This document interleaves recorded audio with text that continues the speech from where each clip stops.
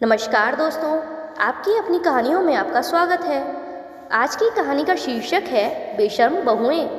दोस्तों, मैं कहानी शुरू करने से पहले आपसे रिक्वेस्ट करती हूँ कि मेरी वीडियो को लाइक और शेयर ज़रूर कीजिए। साथ ही चैनल को सब्सक्राइब करके बेल आइकन दबाइए, क्योंकि मुझे आपके मोटिवेशन और सपोर्ट की बहुत आवश्यकता है। तो चलिए कहानी शुरू करते हैं। अनीता जी, आज आप कुछ कमज़ोर सी दिखाई पड़ रही हैं। क्या समय से फल और दूध लेना बंद कर दिया है? छत पर कपड़े फैलाकर लौटती अनीता जी को हांफते हुए देखकर सुमित जी ने पूछा। नहीं नहीं, ले तो रही हूँ। अरे अब तो उम्र हो गई है हमारी, अब ये सारी तकलीफ़ें तो लगी ही रहेंगी। अनीता जी ने हल्का सा मुस्कुराते हुए कहा, मगर दिल में एक दर्द सा उठ गया।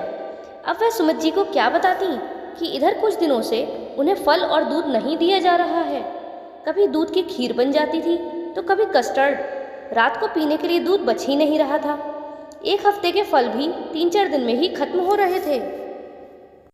सुमित जी और अनीता जी दोनों ही शुगर के मरीज हैं। अभी पिछले महीने ही अनीता जी की तबीयत ज़्यादा खराब हो गई थी। तब डॉक्टर ने दवाई के साथ साथ पौष्टिक आहार लेने के लिए कहा था। इस कारण घर में दूध और फल ज़्यादा लाने को कहा गया था। सुमित जी और अनीता जी के 2 बेटे थे और दोनों की शादी हो चुकी थी। रिटायरमेंट लेते ही सुमित जी ने अपने दोनों बेटों का बंटवारा कर दिया था। ऊपर का हिस्सा 2 भागों में बटा था, तो उन्होंने अपने दोनों बेटों को एक एक भाग दे दिया था और नीचे के हिस्से में वह खुद ही अपनी पत्नी के साथ रह रहे थे। लेकिन खाना खाने और बनाने के लिए दोनों बहुओं को नीचे सास ससुर के हिस्से में ही आना पड़ता था। खाना बनाने की जिम्मेदारी दोनों बहुओं ने बांट रखी थी। सुबह का खाना बड़ी बहू तो रात का खाना छोटी बहू बनाती थी। इसी तरह घर का राशन भी बारी बारी से दोनों बेटे ही भरते थे। रिटायरमेंट से पहले ज़्यादातर बाहर के काम सुमित जी ही किया करते थे और रसोई घर में अनीता जी की चलती थी। लेकिन सुमित जी ने अपने रिटायरमेंट के साथ साथ अनीता जी को भी रसोई घर से रिटायरमेंट दिलवा दिया था। एक दिन अनीता जी की तबीयत ज़्यादा खराब हो गई तो सुमित जी ने कहा कि वो रात का दूध हल्दी डालकर बना लाते हैं। रसोई घर में जाकर देखा तो वहाँ दूध खत्म हो चुका था। उन्हें एक बार को तो बहुत गुस्सा आया कि इतना सारा दूध आखिर खत्म कैसे हो गया। फ्रिज खोलकर देखा तो फ्रिज में भी 2-4 फल ही बचे थे, जबकि अभी हफ्ते में पूरे 4 दिन बाकी थे। वापस आकर अनीता जी को बोला, दूध तो खत्म हो गया है, आप ये फल खा लीजिए। अगली सुबह जब बड़ी बहू खाना बनाने के लिए आई तो सुमित जी ने उससे पूछा कि कल रात को दूध खत्म हो गया था, अगर दूध कम पड़ रहा है तो मैं और मंगवा लूँ।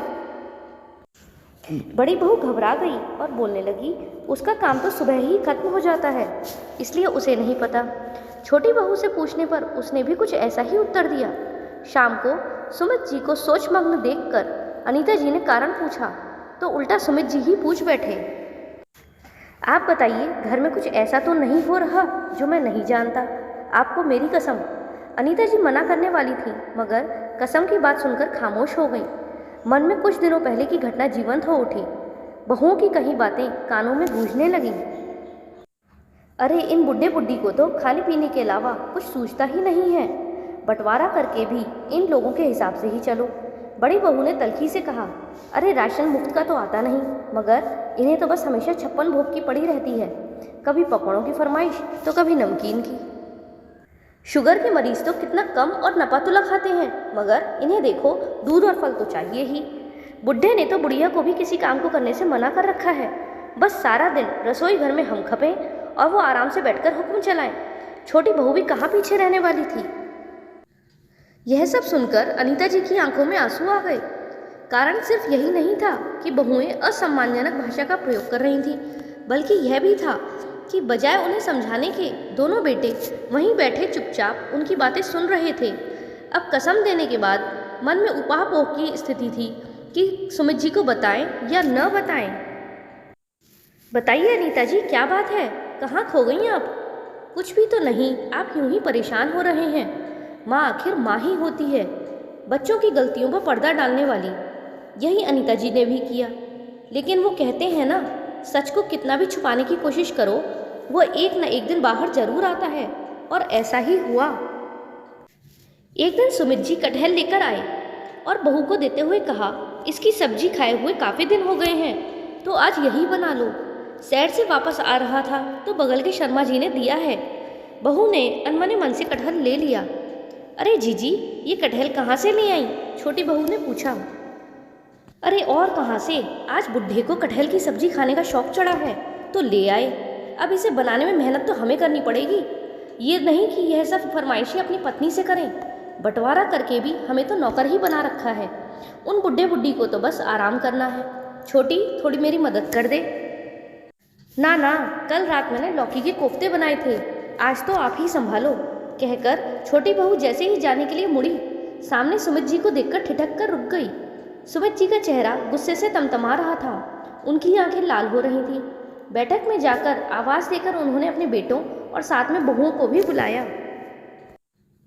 आज तक मैंने ज़िंदगी में बहुत बड़े बड़े फैसले लिए हैं, लेकिन कभी भी मैं अपने किए हुए फैसलों पर पछताया नहीं हूँ। मगर आज मुझे ऐसा लग रहा है कि अपने घर को जोड़ने की कोशिश करके मैंने बहुत बड़ी गलती कर दी है और मेरा आंशिक बंटवारे का फैसला बिल्कुल ही गलत था। मैंने सोचा था कि बच्चों को अलग अलग कर दूं तो उनका पर्सनल स्पेस बचा रहेगा, लेकिन साथ में अगर पूरा परिवार एक साथ खाना बनाए और खाए तो रिश्तों में मिठास बनी रहेगी। इस कारण ही मैंने रसोई घर का बंटवारा नहीं किया था, क्योंकि रिश्ते तो रसोई घर में ही पकते हैं। लेकिन मेरा यह सोचना बिल्कुल ही गलत था। आज दोनों बहुओं की बातों को सुनकर मुझे मेरी गलती का एहसास हो रहा है। अनीता जी ने सुमित जी को शांत करने की कोशिश की और कहा, जाने दो, घर में छोटी मोटी बातें तो होती ही रहती हैं। नहीं अनीता जी, शायद आपको इन सब बातों के बारे में पहले से पता था और आप उस पर पर्दा डाल रही थी, लेकिन मैं अब ऐसा नहीं होने दूंगा। अभी भी मैं इतना सक्षम हूँ कि अपना और अपनी पत्नी का अच्छे से तरीके से ख्याल रख सकता हूँ। ऐसा क्या हो गया बाबूजी जो आप इतना गुस्सा हो रहे हो? बेटों ने पूछा। यह तो बाद में तुम अपनी बीवियों से पूछ लेना कि हमें किन किन नामों से संबोधित किया जाता है। पहले तुम लोग मेरी बात सुनो। आज मैं अपनी गलती सुधार रहा हूँ और रसोई घर का बंटवारा भी कर रहा हूँ। आज से तुम दोनों अपना अपना रसोई अपने घर के हिस्से में ही बनाना और हमारी चिंता करना छोड़ दो। मैं अभी इतना बूढ़ा भी नहीं हुआ हूँ कि अपनी बीमार पत्नी की सेवा न कर सकूँ, और मेरी पेंशन हमारे खर्चों के लिए काफ़ी होगी। मैंने सोचा था कि हम सब एक साथ रहेंगे, लेकिन शायद तुम लोगों को अपने माँ बाप की छोटी छोटी खुशियाँ भी भारी लगने लगी हैं। उनकी बातों को दोनों बहुएं सर झुकाकर सुन रही थीं। आखिर गलती तो उन्हीं की थी और उनकी इस गलती में साथ दिया था सुमित जी के बेटों ने। सुमित जी अनीता जी को लेकर अपने कमरे में चले गए। अपनी जीवन संगनी की आंखों में आंसू देखकर सुमित जी ने कहा, आप रोती क्यों हो? मैं हूँ ना, मैं अभी बूढ़ा नहीं हुआ हूँ। तो दोस्तों, कैसी लगी आपको कहानी? अगर अच्छी लगी हो तो कहानी को लाइक और शेयर ज़रूर कीजिएगा। साथ ही चैनल को सब्सक्राइब करके बेल आइकन दबाइए, जिससे आगे भी मैं आपको ऐसी कहानियाँ सुनाती रहूँ। तो चलिए मिलते हैं अगली कहानी में। धन्यवाद।